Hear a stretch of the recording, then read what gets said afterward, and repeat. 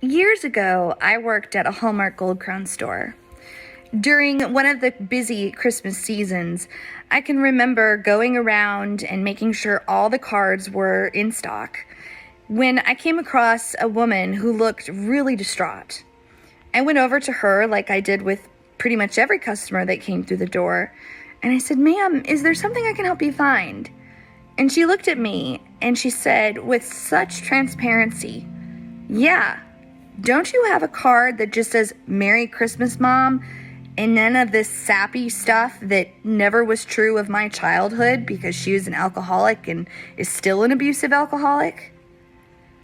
It was in that moment that I realized that for every card that celebrates a relationship or something happy and a blessing, there were at least 100 people that were mourning the brokenness, either a grief, a loss, or the fact that they never had it to begin with.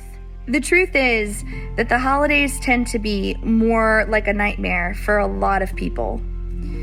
The holidays have a way of bringing back pain that seems to be tucked away for the whole rest of the year.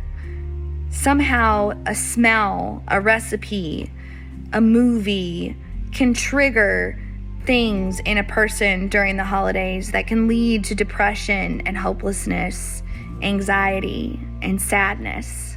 Friend, it is more than okay to cry out to God, to lament to God during a time where everyone else seems to be happy. God loves to see that honesty that you have with Him, and would prefer that far more than the surface reactions and responses that we give during the holiday season. Psalm 77, 2-5 says, "In the day of my trouble, I sought the Lord. In the night, my hand was stretched out without weariness. My soul refused to be comforted. When I remember God, then I am disturbed. When I sigh, then my spirit grows faint. You have held my eyelids open. I am so troubled that I cannot speak. I have considered the days of old, the years of long ago."